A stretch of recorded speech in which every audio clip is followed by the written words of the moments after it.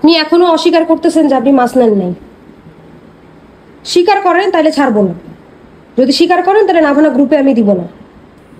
আচ্ছা, সকালে যে বুয়ার ব্যাপারটা কি হলো শেষ পর্যন্ত? শুধু তোমাকে নাই বলি, সবাইকে বলি আজকের গল্পটা। আজকের বিষয় হচ্ছে আমাদের বাসার কাজের বুয়া। সে দীর্ঘ 2 বছর আমাদের বাসায় কাজ করে। তার কাজের মধ্যে অনেক প্রবলেম ছিল যেগুলো আমাদের চোখে পড়তো, কিন্তু সে এমনভাবে আমার শাশুড়িকে কবজায় রেখেছিলেন যে আমরা কিছু বললেও সে মানতো না। সে বলতো গরিব মানুষ, যা ইচ্ছা করুক, সমস্যা নেই। কিন্তু এরকম অনেক কাহিনী ঘটতো। আমাদের বাসায় এত পরিমাণ বাজার করা হইতো যে আমরা আমরা কুলাইতেই পারতাম না। হ্যাঁ, এরকম কালকে মুরগি রান্না হয়েছে 2টা, কিন্তু দেখা গেছে যে মুরগি কিন্তু 2টা মনে হচ্ছে না, মনে হচ্ছে একটা রান্না হয়েছে। হ্যাঁ, সে এরকম অনেক চুরি করতো। দুধ, গুঁড়া দুধ সে খেয়ে ফেলতো, চিনি খেয়ে ফেলতো, মানে এরকম বাকি যা কিছু থাকে মশলাপাতি সব সে খেয়ে মানে নিয়ে যাইতো, খাইতো।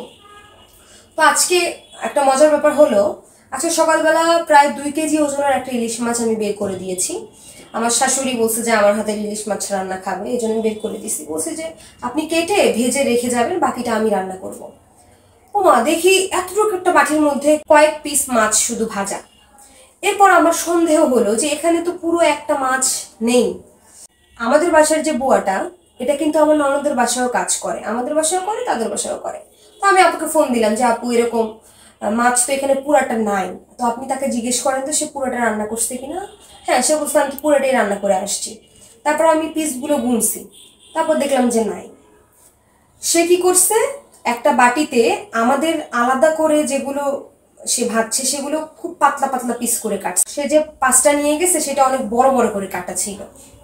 তো আমার সন্দেহ হলো, আমি আপুকে বললাম যে আপু এরকম এরকম কাহিনী। তখন আপু বললো ও তো একটা বাটি নিয়ে আসছে, তাহলে কি আমি ওটা চেক করবো? আমি বললাম হ্যাঁ, ওটা একটু চেক করে দেখেন যে ওখানে কিছু পান কিনা। পরে আপু চেক করে দেখে যে ওখানে মাছ, কাঁচা মাছ। তখন আমাকে ছবি তুলে পাঠাইছে। তারপর আমি গেলাম, আপুর বাসায় গেলাম, গিয়ে বললাম যে আন্টি আপনি ওখানে পুরা মাছ কি রান্না করছিলেন? বলছি হ্যাঁ করছি। পরে আমি বললাম যে আপু তাহলে আপনি বাটিটা বের করেন তো, ওখানে কি আছে। হ্যাঁ, বের করার সাথে তো মাছ বের হইলই। সে তখন অনেক টাল বাহানা, অনেক কিছু, না এটা আমাকে অন্য কেউ দিছে, অনেক কথা টথা বললো। এরপর এক পর্যায়ে সে মাফ চাইলো আমাদের কাছে। পরে আমি বললাম যে আমাদের কাছে চেয়ে লাভ নেই, আপনি আমার শাশুড়ির কাছে মাফ চাইতে হবে আপনার। আমার শাশুড়ি যদি আপনাকে মাফ করে তাহলে আমি এই ভিডিওটা নাভানা গ্রুপে দিব না, আর নাভানা গ্রুপে দিলে কিন্তু আপনি এই কোথাও আর কোনো কাজকর্ম পাবেন না। এই হচ্ছে আজকালকার বুয়াদের অবস্থা। আমার বাসায় কাজ করছো, আমি কখনো তোমাকে পাহারা দিছি, আমাদের উপর তোমাকে বিশ্বাস করছি। আমার মা তোমাকে যেভাবে পছন্দ করে, সে অসুস্থ তারপরেও কিন্তু তার পক্ষে যে না আমি হ্যারে ইয়া করবো না। দেখছে মাছ, তাও কিন্তু আমি কিন্তু বলছি না ও তোমরা থাকতা সামনে, তারপরেও কিন্তু আমার শাশুড়ি ভালো মানুষ জন্য এখন গিয়া আপনি আম্মুর কাছে মাপ চাবেন, তারপর আমি নাভানা গ্রুপে দিব না। কাজ শেষ করে আমার কাছে যাও। আসলে বুয়াদেরকে কখনোই বিশ্বাস করতে নেই, এরা সুযোগ বুঝে ছুরি মারবে পিছন থেকে। এ যাবত কত জিনিস আমাদের থেকে নিছে, মানে হিসাবের বাইরে। শোনো, একটা দিক থেকে বেঁচে গেছো যে তোমার কোনো ডিজিটাল, আমাদের বাসায় তো ফোন, ট্যাব, অনেক কিছু দামি দামি জিনিস সামনে রেখে দাও, আলমারির চাবিও সামনে থাকে, তাও ভালো যে ওইগুলা থেকে তুমি বেঁচে গেছো। নাহলে এটা তো অল্পের উপর দিয়ে গেছে, তোমার অনেক বড় ক্ষতিও তো হতে পারতো। আস্তে আস্তে এগুলো হয়। তারপরে আম্মু যে মাঝে মাঝে বলতো তার এই গ্লাস পাচ্ছে না, চামিচ পাচ্ছে না, তো এখন তো মনে হচ্ছে এগুলা সব এই বুয়ারই কাজ। হ্যাঁ, এই জিনিসপত্র হারাইতো, তার বউটি পাচ্ছে না, অনেক কিছুই আম্মু যার যে অনেক আসবাবপত্রই পাচ্ছে না।